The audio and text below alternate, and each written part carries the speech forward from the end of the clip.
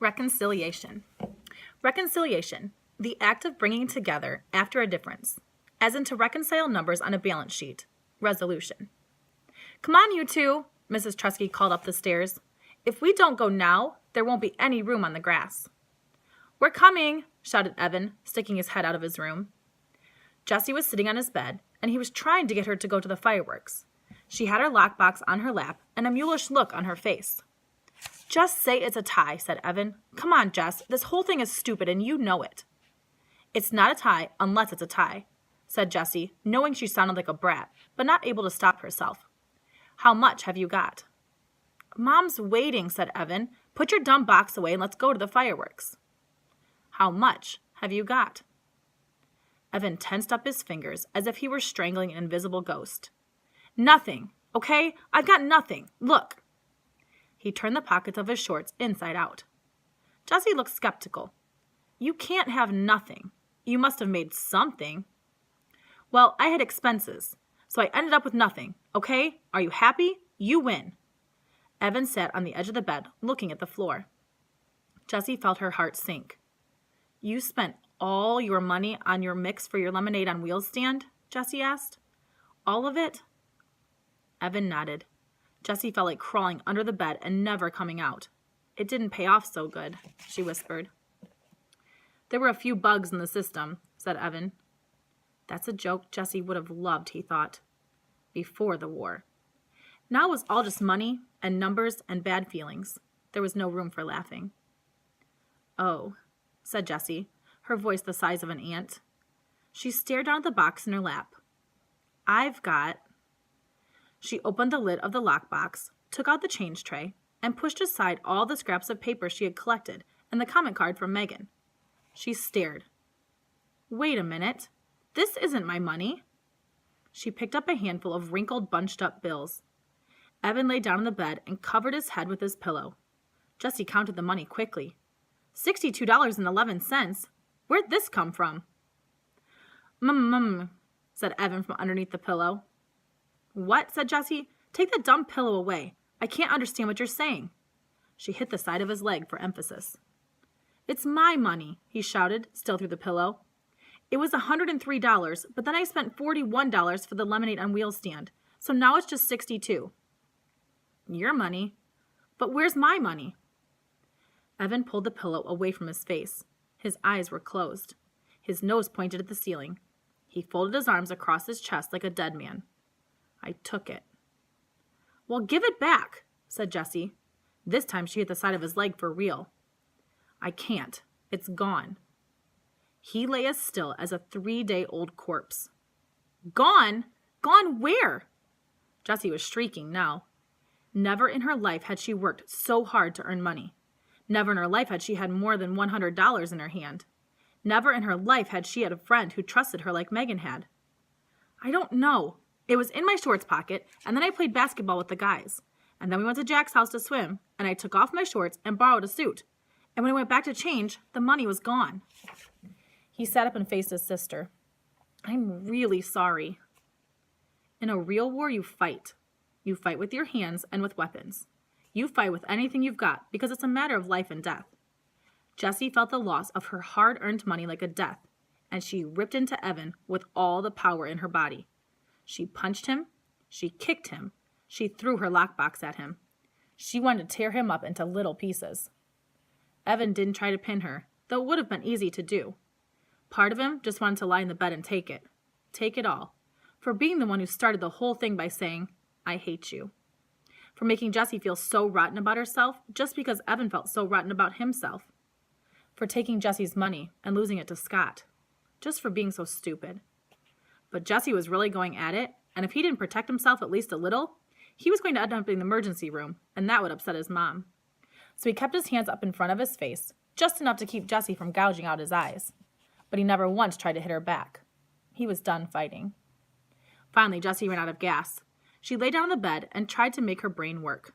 Her body was so worn out that her brain felt like the only part of her that could work. One of your friends stole my money? She asked. I think it was Scott Spencer, said Evan. He went upstairs to go to the bathroom, and then he came down the hall, came all in a hurry, and said he had to go home. After that, I went upstairs and the money was gone. He's such a jerk, said Jessie. The biggest, said Evan. If he gets an Xbox, I'll know it was him. It was a lot of money, said Jessie, feeling tears start to spring from her eyes and run down her face. It was, said Evan. I couldn't believe how much when I saw it. You're really something, you know that, earning all that money selling lemonade. Thanks, thought Jessie, though she couldn't say the word. Why'd you do it, Evan? She asked. She meant, why'd you take the money? And why'd you act so mean? And why'd you start this whole war in the first place? There were too many questions. I was mad at you for putting the bugs in my lemonade, he said. Well, I was mad at you for saying you wanted to pulverize me, she said. I only did that because you were hanging out with Megan, and I felt totally left out. Well, how do you think I felt when you wouldn't let me hang out with you and stupid Scott Spencer? Well, I was mad at you because... Jessie sat up and looked at Evan. Evan looked at the wall. Because I don't want you in my class this year, he said. Because I'll embarrass you, she said solemnly. Because I'll embarrass myself, said Evan.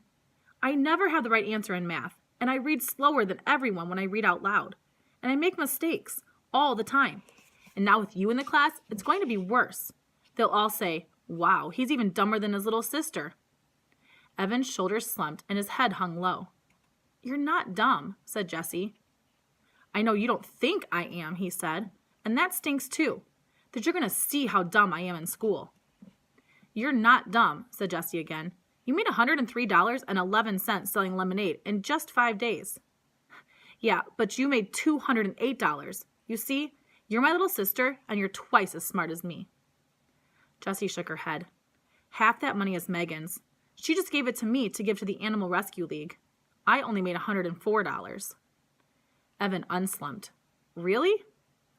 Jessie nodded yes. So you made $104, and I made $103? And 11 cents, said Jessie. So it was really a tie, said Evan. No, said Jessie. I won by 89 cents. But, I mean, come on, said Evan. After all that, it was practically a tie. No, said Jessie. It was close, but I really won. Wow, we pretty much tied, said Evan. Jessie decided to let it go. For the first time in 4 days, she didn't care about who had more and who had less. Besides, she was waiting to see how long it took before Evan figured it out. Not long. Holy crud, he said suddenly. I lost Megan's money too? $104 of her money? Oh, crud. He threw himself back on his bed and covered his face with both arms. Neither of them said anything for a long time. Finally, Jessie broke the silence. I'm really sorry I put the bugs in your lemonade. Thanks, said Evan. I'm sorry I took your and Megan's money. We shouldn't have done any of this, Jessie said, waving her hand at the money on the bed. It ruined the end of summer. Yeah, the whole summer's been crud, said Evan. Not the whole summer, just the last 5 days. Remember we went to Bar Harbor, and we swam at the pond. Jessie couldn't stand Evan thinking their whole summer together had been crud. Yeah, but I think the last 5 days kind of cancels all that out, said Evan. I can't believe I have to tell Megan Moriarty. She likes you, said Jessie. Evan sat up, surprised. Really? Yeah, said Jessie. I don't get it either. But she's always asking what you're doing and if you can play and stuff. Why do you think she does that? Cool, said Evan, smiling. So, you guys are friends? Yeah, said Jessie. We're good friends. Okay, then. So, she'll be coming over here to play and stuff, right? That's cool. You're weird, said Jessie. Yes, I am, said Evan. There was another long silence. The late summer light in Evan's one-window room had faded to black, but neither one of them wanted to turn on a light. It was nice sitting there, just the two of them, in the cooling darkness. An afternoon breeze had kicked itself into a gusty wind, and the shade on the window tapped out a steady beat that was pleasant and reassuring.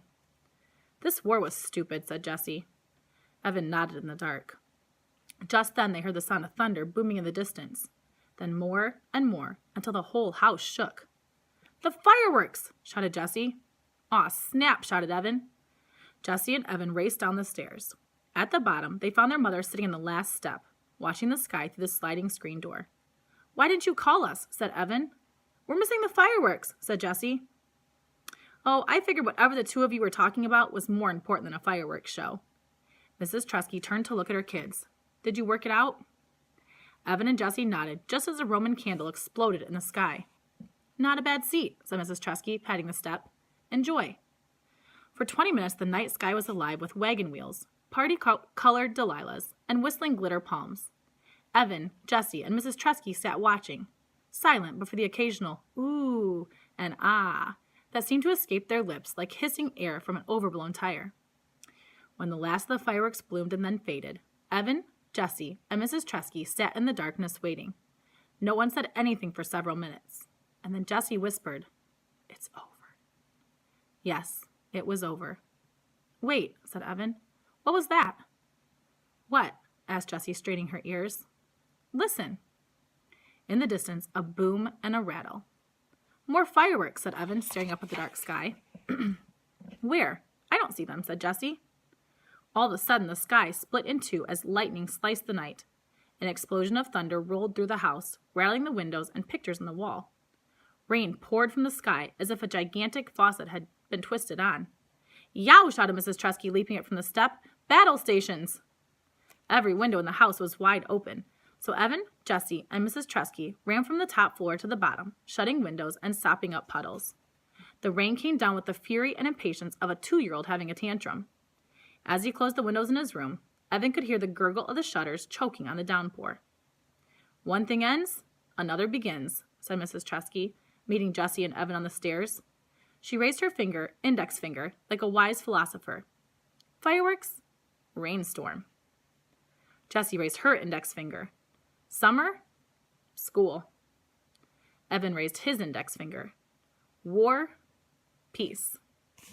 Then they laughed because it was silly, the three of them acting like wise philosophers, standing on the stairs.